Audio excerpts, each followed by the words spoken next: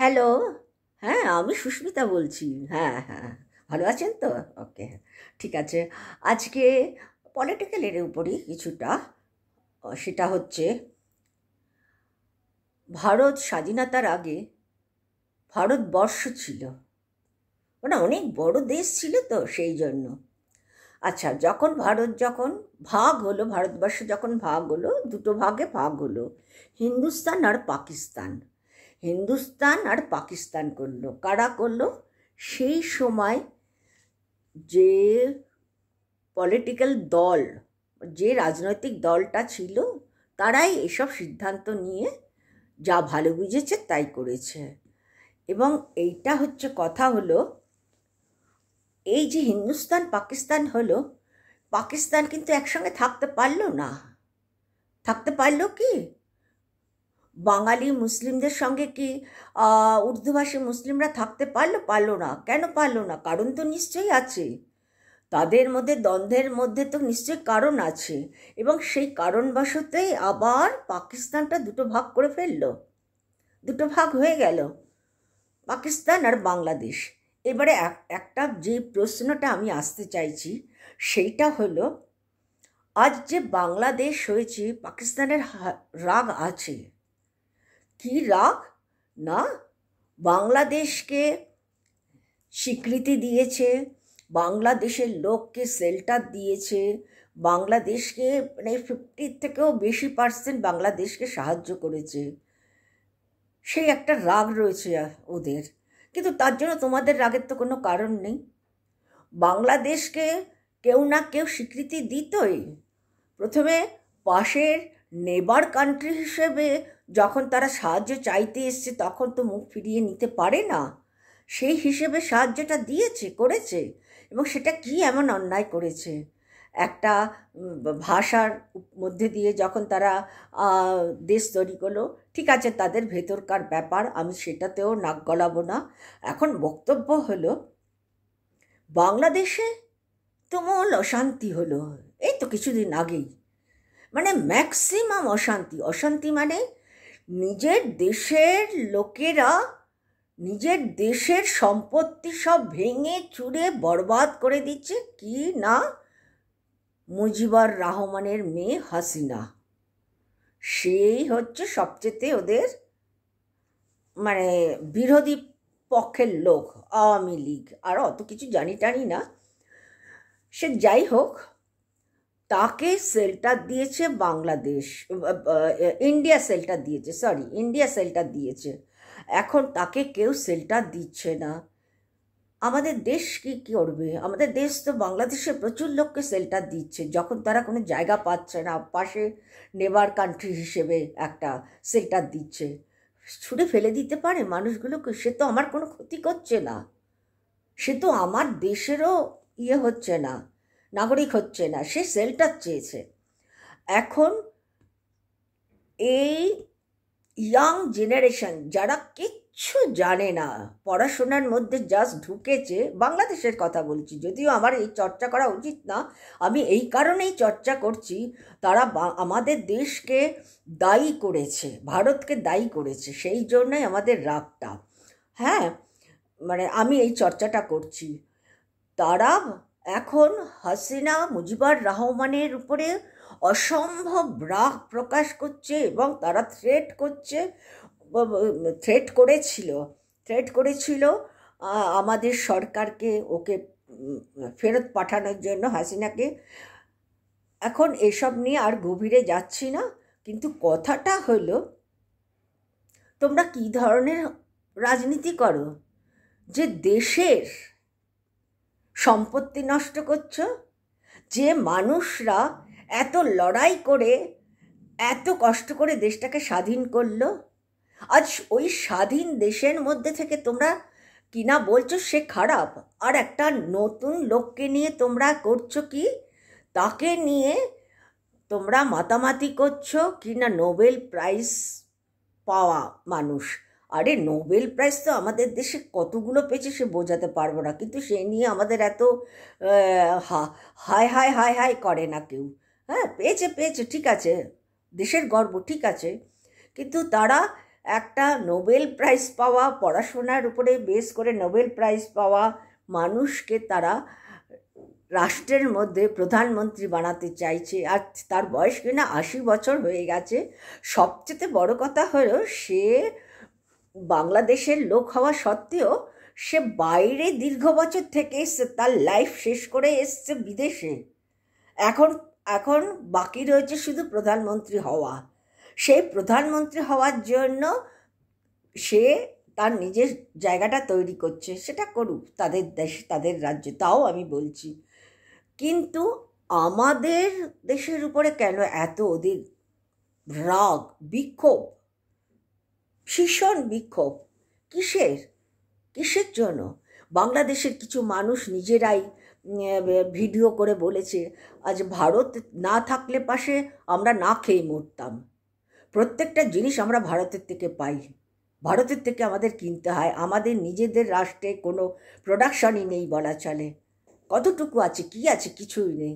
আর এক শ্রেণীর ইয়াং বাচ্চা ছেলেরা কিনা এই দাঙ্গা হাঙ্গা করে দেশের মধ্যে একটা অরাজকতা সৃষ্টি করেছে। কিন্তু তোমরা জানো না, তোমরাও আমার যেটা অনুমান ঠিক সেই জায়গাটাই তোমরা নিতে চাইছো, যেখানে তাকে সাক্ষী রেখে নিজেদের সুযোগটা মেটানোর জন্য।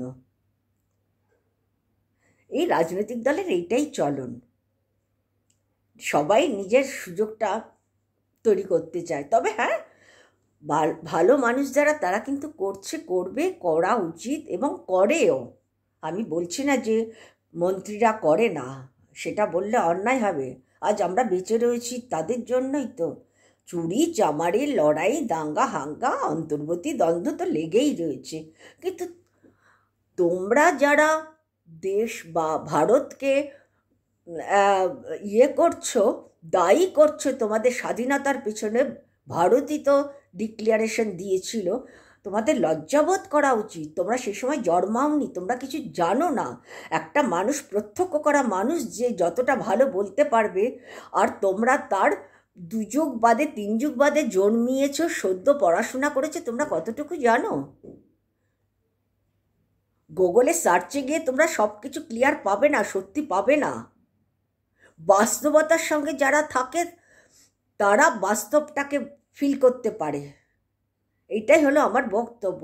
তোমাদেরটা তোমরা করো, তোমাদের মধ্যে আমরা নাক গলাচ্ছি না, নাক গলাবো না, কিন্তু আমাদের ভারতকে কখনো দায়ী করতে যাবে না তোমাদের ক্ষতির পেছনে।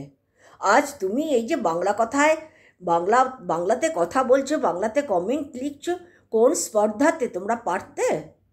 আজ এই দেশ স্বাধীন হয়েছিল বলেই তো তোমরা এতটা ভালো জায়গাতে রয়েছো। তোমরা তো বেঁচে থেকে এই লড়াইটা করছো। এই বেঁচে থাকার পিছনে কার অবদান? দেশের অবদান না? দেশের সরকারের অবদান না? দেশের মানুষের অবদান না? তাহলে লড়াইটা কেন করছো? এসব করে লাভটা কি? রাজনীতি করো, রাজনীতি যারা পছন্দ করো তারা রাজনীতি করো, কিন্তু অন্তর্বর্তী রাজনীতির মধ্যে কিন্তু কোনো রাষ্ট্র ঢুকতে যাবে না।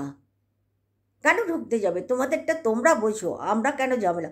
আমাদের সঙ্গে তোমাদের বন্ধুত্বের সম্পর্ক, সমঝোতার সম্পর্ক, বন্ধুত্বের সম্পর্ক, লেনদেনের সম্পর্ক, যার মধ্যে দিয়ে একটা রাষ্ট্র সুষ্ঠুভাবে চলতে পারে, রাষ্ট্রের মানুষরা সুষ্ঠুভাবে জীবনযাপন করতে পারে এবং দেশের যেন আরও উন্নতি হয়। তার পিছনেই হলো অন্যান্য দেশের সঙ্গে একটা বন্ধুত্বের সম্পর্ক তৈরি করা। এটাই হলো মুখ্য। তার মানে এই না যে আমি ওই রাষ্ট্রকে ব্লেম দেবো, সেই রাষ্ট্রকে ব্লেম দেবো। কেন দিতে যাব? তোমাদের রাষ্ট্রে আমাদের লোক রয়েছে, ওদের রাষ্ট্রে আমাদের লোক রয়েছে, ওদের রাষ্ট্রের লোক আমাদের রাষ্ট্রে আছে, ওদের রাষ্ট্রের লোক আমাদের রাষ্ট্রে আছে, থাকতেই পারে। যে যেমনভাবে থেকে অভ্যস্ত বা চায় সেটা যার যার অভিরুচি। সেই জন্য আমি একটা কথাই বলছি যে ভারতকে কখনো দায়ী করো না কেউ। আর ভারতের লোকদের একটা কথা বলছি, আপনারা এমন কোনো প্রশ্নের কোনো উত্তর দেবেন না যেটাতে ভারতের মানুষের এবং নিজের রাষ্ট্রের ক্ষতি হয়ে যায়। আমাকে একা নিয়ে তো আমার রাষ্ট্র না, আমার মতন 140 কোটি মানুষ নিয়ে রাষ্ট্র। ঠিক অন্য রাষ্ট্র ঠিক তাই। অন্য রাষ্ট্রকে ঠিক এই একই কথা বলছি। আপনার রাষ্ট্র আপনার একাকে নিয়ে না, আপনারা রাজনীতি করছেন করুন, অন্তর্বর্তী দ্বন্দ্ব সেটা আপনারা সামলান, কিন্তু অন্য রাষ্ট্রের উপরে ব্লেম দিয়ে জীবন কাটাবেন না। আপনাদের প্রধানমন্ত্রীকে আপনারা জোর গলায় দাপট করে বলছেন ফেরত দাও ফেরত দাও, গেছে ফেরত? কি হবে এসব করে?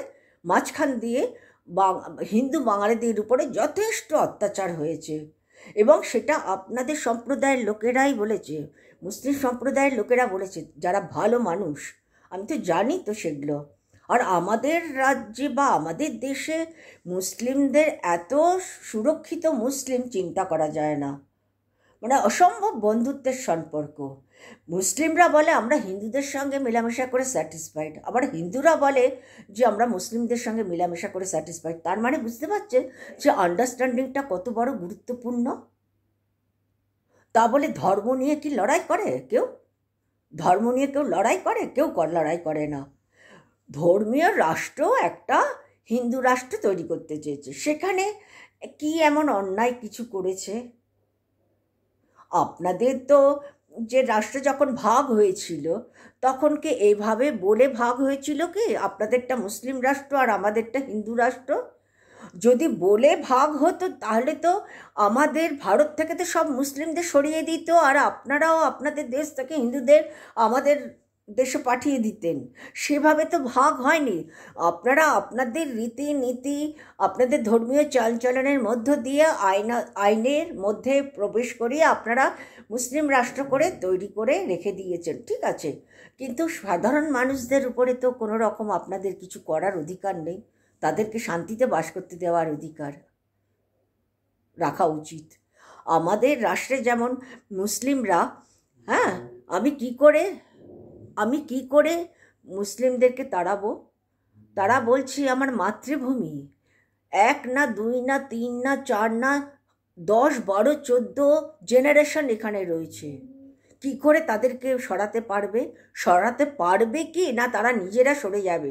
ঠিক বাংলাদেশেও তাই, একমাত্র পাকিস্তানে নেই। কিন্তু পাকিস্তানে তো আমাদের দেশের মুসলিমরাও সেখানে যাচ্ছে, সেখানকার মুসলিমরাও আমাদের দেশে আসছে। সে তো দেশের মধ্যে হয়ে যাচ্ছে এটা। কিন্তু বাংলাদেশে কি হচ্ছে? বাংলাদেশে তো হিন্দু প্রচুর রয়েছে, তারাও তো ঠিক চায় যে আমরাও শান্তিতে ভালোভাবে বাস করি, কারণ আমাদেরও 10 15 14 মানে জেনারেশন এখানটা বাস করছে। এটা আমার মাতৃভূমি, আমি এই মাতৃভূমিতে ছাড়বো না। হতেই পারে এটা। এই মানবিকতাটা যতক্ষণ পর্যন্ত না থাকবে এবং দৃষ্টিভঙ্গি উন্নত না হবে এবং বিচার শক্তি না বাড়বে এবং যুক্তি না থাকবে, তাহলে কোনো দেশ কোনো রকমভাবে এগোতে পারবে না, উন্নত হবে না। ধর্ম দিয়ে দেশ উন্নত হয় না, দেশ উন্নত হয় মিক্সড কালচারে। প্রত্যেকটা দেশ উন্নত হয়েছে মিক্সড কালচারে। বড় বড় কান্ট্রিতে আপনারা যান, বিশেষ করে আমেরিকাতে যান, আমেরিকায় কটা আমেরিকান রয়েছে? অন্য দেশের লোক ডেভেলপ করেছে, এত ডেভেলপড অন্য দেশের জন্য। সেই জন্য আপনাদের কাছে একটাই অনুরোধ, আপনারা কিন্তু এসব করবেন না। পাকিস্তানকে আমি বলছি, আর এই ধরনের পরিস্থিতি থেকে আপনারা বিরত থাকুন, ঠিক আছে? এটাই আমি বলতে চেয়েছিলাম। দেশ ভাগের ব্যাপারটা, দেশ ভাগ হয়েছে কিন্তু 3টে দেশ মিলেই আমাদের ভারতবর্ষ ছিল, সেটা মাথায় রাখলে কিন্তু আপনারা দেখবেন শান্তি অনেক খুঁজে পাবেন। আপনারা যদি মনে করেন আমরা পাকিস্তানি ও বাংলাদেশি আর ভারত, এদেরকে শ্যুট করব, এদেরকে মারব, রাগ কি না হিন্দু হিন্দু মুসলিম। হিন্দু মুসলিম করে কি হবে? ইরান ইরাকের যুদ্ধ তো সবই তো মুসলিম, ওটা তো রাষ্ট্রভেদের যুদ্ধ।